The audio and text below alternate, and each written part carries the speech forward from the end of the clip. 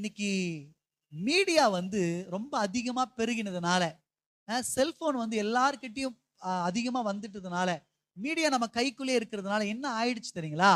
ஒவ்வொரு பாவத்தையும் அந்த மீடியா என்னவா காட்டுதுன்னா, காமெடியா காட்டுது. என்னவா காட்டுதுங்க? எல் இப்போ இப்போ வந்து பாருங்க, என்ன கவனிங்க. முன்னாடி எல்லாம் ஒரு ஹஸ்பண்ட ஒரு ஒரு மனைவி இருக்கிறாங்கன்னா, பேர கூட சொல்ல மாட்டாங்க. ஆமா தானங்க? என்ன சொல்ல மாட்டேன்றீங்க? நீங்க எதனா சொல்லுங்க. ரொம்ப வெட்கப்பட்டு உட்கார்ந்துக்கிறீங்களே! என்ன கவனிங்க. ஆமா தானங்கம்மா? அந்த காலத்துல இருந்த மனைவிங்க, அதாவது நீங்க தான்.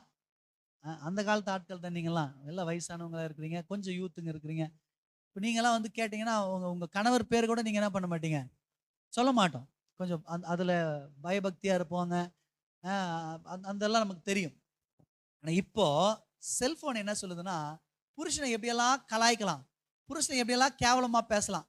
அதாவது அந்த கேவலமா பேசுறத காமெடியா போடுது.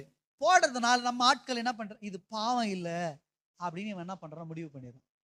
இங்க பாருங்க, குடிக்கிறது, வெறிக்கிறது, விபச்சாரம், வேசித்தனம் எல்லாத்தையுமே மீடியா எப்படி காட்டுது தெரியுங்களா? காமெடியா காட்டுறதுனால, அது ஒரு பெரிய பாவம் இல்லன்னு காட்டுறதுனால, இவன் என்ன நெனச்சுக்கிறான்னா, அது பெரிய பாவம் இல்லன்னு நெனச்சுக்கிறான். அதனால இவன் உச்சக்கட்ட லெவல்ல நம்ம நெனச்சு கூட பார்க்க முடியாத அளவுக்கு அவனுடைய இருதயத்தின் தோற்றமெல்லாம் நித்தமும் பொல்லாததா இருக்கு. பொல்லாத.